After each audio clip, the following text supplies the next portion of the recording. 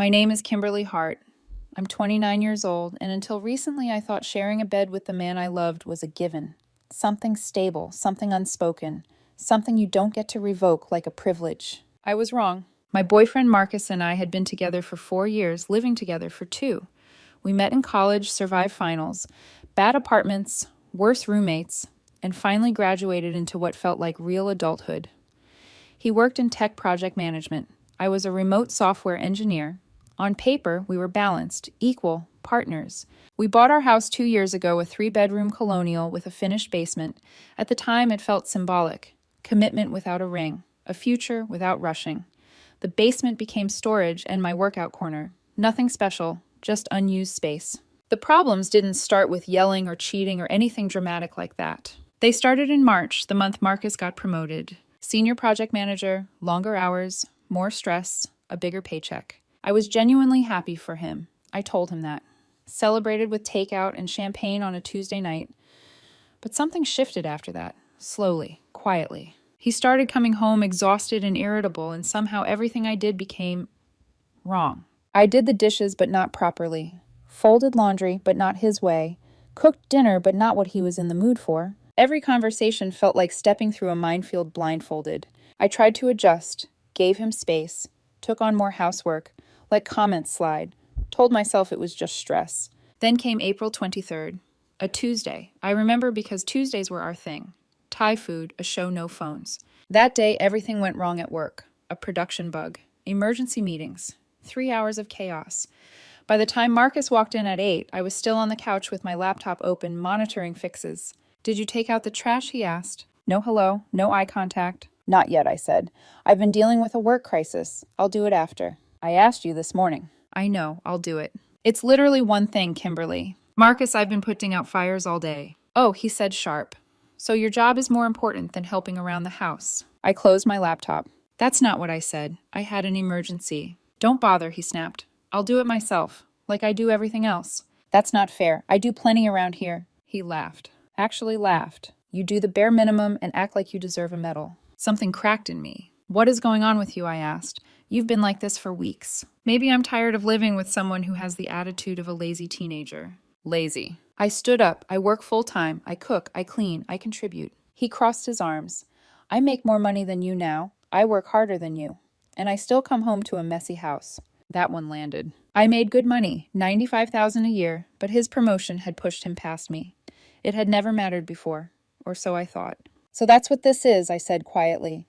"You make more money now, so I'm beneath you." That's not what I said. "It's what you meant." We argued for 20 minutes, ugly, circular, exhausting. Finally, he said it. "Until you fix that attitude, you're not touching my bed." I stared at him. "You're kicking me out of the bedroom." "I need space from you," he said. "Maybe sleeping on the couch will give you perspective." Perspective. I nodded. "Fine." I grabbed my pillow and blanket and walked away. He looked surprised, like he expected me to beg. That first night on the couch was miserable. I'm tall. The couch wasn't built for sleep. I woke up with my neck screaming. The next morning, Marcus walked past me, made coffee, and didn't say a word. By the third night, my body hurt. By the fourth, something else hurt more. And that's when I started thinking about the basement. The couch stopped feeling like a temporary inconvenience around day 4. That was the day I woke up before my alarm because my lower back felt like it had been twisted the wrong way and left there overnight. I lay staring at the ceiling, listening to the faint hum of the refrigerator upstairs, the house completely still, except for the quiet reminder that I no longer belonged where I used to sleep. Marcus came downstairs a few minutes later, already dressed for work. He didn't ask how I slept, didn't comment on the way I rolled my shoulders like they were rusted hinges. He poured his coffee, scrolled through his phone, and left with a distracted, "See you later," like nothing about our living arrangement was abnormal. That hurt more than the fight. The couch wasn't just uncomfortable, it was symbolic. Every night I slept there felt like a silent message. This is what happens when you disappoint me. No conversation, no timeline, no conditions for return, just exile. By the end of the first week, I stopped asking myself when he'd let me come back upstairs and started asking something else instead. Why am I accepting this? I still cooked, still cleaned, still worked full-time, still contributed financially, and yet somehow I was the one being punished. Not for cheating, not for lying, but for being tired on the wrong day. The second week was worse, not physically, emotionally. Marcus barely spoke to me. When he did, it was clipped. transactional, like we were roommates who tolerated each other out of necessity. He seemed calmer, even smug at times, as if silence itself was proof that he'd won. That's when it hit me. This wasn't about the trash. It wasn't even about stress. It was about control. He wanted me uncomfortable, wanted me desperate enough to apologize for things I hadn't done, wanted me to crawl back upstairs grateful for access to my own bed. And something inside me hardened at that realization. On the fourth night of week 2, I went downstairs to grab my resistance bands from the basement. I hadn't worked out since the couch exile started another quiet casualty. The basement light flickered on, revealing the same half-forgotten space we'd been ignoring for 2 years. Cardboard boxes stacked along one wall, my old dumbbells in the corner, a bathroom we rarely used, drywall, carpet, recessed lighting. I stood there longer than necessary. The basement wasn't small, it wasn't dark, it wasn't unfinished. It was empty. I walked around slowly, mentally measuring the space. 600 square feet, easily. Bigger than some apartments I'd lived in during college. I imagined the boxes gone, the gym reorganized, a real layout. And then the thought landed quiet, dangerous, undeniable. If he doesn't want me in his bed, I don't need it. The idea stayed with me all night. I lay on the couch, staring at the wall spine, aching heart, oddly steady.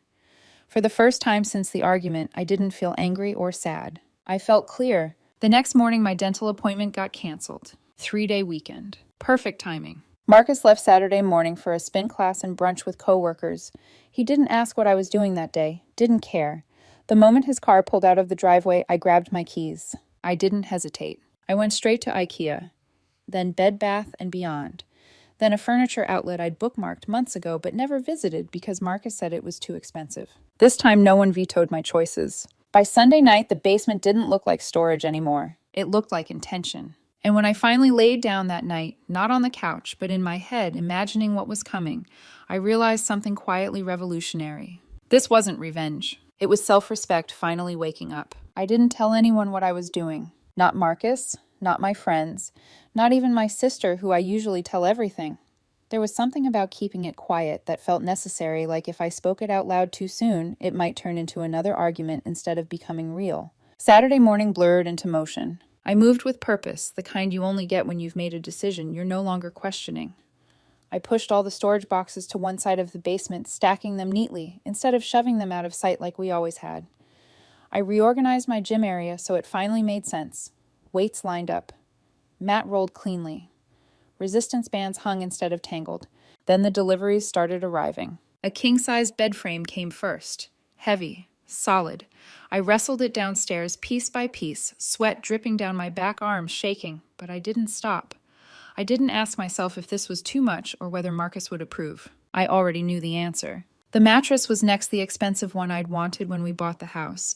The one Marcus laughed off and called ridiculous because we already had a perfectly fine bed upstairs. I paid for it without flinching. Nice sheets, a thick comforter, pillows that actually supported my neck, a 65-inch TV mounted exactly where I wanted it. I set up my old gaming console, dusted it off like it had been waiting for permission to exist again. A mini fridge, a coffee maker, a small bookshelf. Then came the art. Nothing fancy.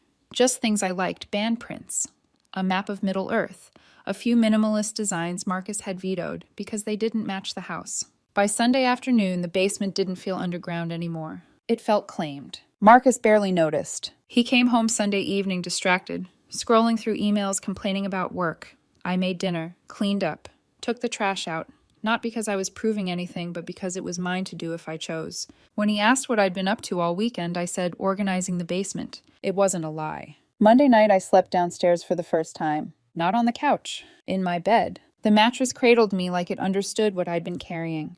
The room was cool, dark, quiet. No tension hanging in the air. No unspoken rules. No fear of saying the wrong thing. I slept through the night. No tossing, no waking up stiff, no resentment pulsing in my chest.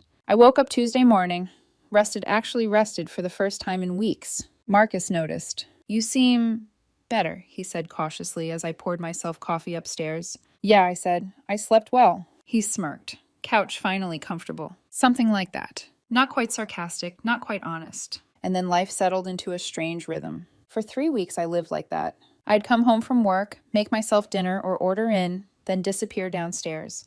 I worked out again, played games, watched movies, read, slept like my body was finally allowed to recover. Marcus stayed upstairs. We barely spoke. 5 words in the morning, maybe 10 at night. If he thought his punishment was breaking me, he was wrong. I was thriving, and that scared him more than he realized. The quiet stretched longer than either of us expected. At first, I thought Marcus would say something once he realized I wasn't miserable, that he'd notice the way I stopped snapping back, the way I moved through the house without tension, the way I no longer hovered near the bedroom door like I was waiting to be invited back in. But he didn't. Instead, we became strangers sharing square footage. Mornings were brief and careful. We'd pass each other in the kitchen like coworkers on different shifts. He'd ask if I needed anything from the store. I'd say no. I'd ask about meetings. He'd answer without looking up from his phone. No apologies, no follow-up, no discussion about the bed. It was like he assumed silence meant compliance. Weeks passed. I stopped counting the days since the argument and started noticing smaller things instead. How my shoulders stayed relaxed. How my appetite came back. How I no longer felt like I had to explain myself every time I existed in a shared space. Downstairs became my world. I added little things slowly. A rug that felt good under bare feet. Better lighting a chair by the bookshelf where I could sit and think without being interrupted. I stopped asking myself whether Marcus would approve of any of it. Upstairs, I could feel his confusion growing. He lingered longer when I went to bed early, asked vague questions. You busy tonight? You coming up later? Always phrased casually, always backed by plausible deniability. I answered honestly, no, I'm good down here. Probably not. That's when the tension returned, not explosive, not loud, but tight, controlled. The kind that simmers because someone realizes they've lost leverage but don't know how. A full month passed from the night he kicked me out, almost exactly. That Wednesday I came home exhausted but content. I microwaved leftovers, went downstairs, and collapsed onto my bed with my controller, headphones on, volume up, completely absorbed. I didn't hear him come down the stairs. I only noticed when something moved at the edge of my vision. I paused the game and pulled the headphones off slowly. Marcus was standing at the bottom of the stairs, frozen. His eyes swept the room in stunned silence. The bed, the TV, the fridge, the artwork, the organized gym equipment. The space that had once been ignored now looked intentional, permanent. What is this? He finally asked. I leaned back against my pillows, heart steady. My bedroom. The word landed harder than I expected. He stepped forward like he didn't quite believe the floor would hold him. His gaze locked onto the bed. Is that a king-sized bed? Yeah. He stared at it, then at me. You bought a new bed. I did. With my money. With mine, I said evenly. From my account. His jaw tightened. You've been sleeping down here this whole time. Almost a month. Silence stretched between us, thick and heavy. This wasn't how he imagined finding me. He'd expected a couch, a defeated version of me. Maybe resentment, maybe pleading. Instead, he found comfort, and that realization unsettled him deeply. Marcus walked farther into the room like someone entering a place they weren't sure they were allowed to stand in. He touched the edge of the dresser, opened the mini-fridge, let his eyes trace the walls, the art, the bookshelf. Every step rewrote something in his head, and I could almost hear it happening. The story he'd been telling himself collapsing under its own weight. You built all this, he asked. I didn't build it, I corrected calmly. I made it. He let out a short, disbelieving laugh. You said you were just organizing the basement. I was. He stopped at the foot of the bed. This is insane, Kimberly. What's insane about it? You don't see a problem with this. He gestured wildly. You turned the basement into a private apartment. You told me not to touch our bed, I said. You didn't say I couldn't have my own. That's not what I meant. Then what did you mean? I asked, sitting up now, meeting his eyes. Because from where I was lying on the couch, it felt pretty clear. His gaze flicked back to the mattress. Is that the expensive one? Yes. The one you wanted before we moved in. Yes. You spent how much on this? About $4,500, I said. Give or take. His face darkened. That's a huge purchase. We're supposed to discuss things like that. I held his stare. Like we discussed you kicking me out of our bedroom. That's different. How? He opened his mouth, then closed it again. I stood barefoot on the carpet, feeling oddly taller than him for the first time in weeks. You decided I needed to be punished.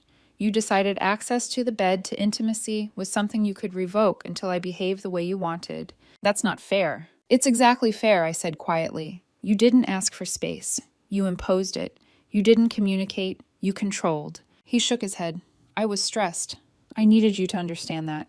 And I needed you to respect me, I replied. Instead, you treated me like an inconvenience you could discipline. His voice sharpened. So what, I'm the villain now? You made yourself the problem the moment you decided humiliation was an acceptable response to a disagreement. He stepped back, running a hand through his hair. You've been down here for a month, thriving. While you thought I was suffering, I finished.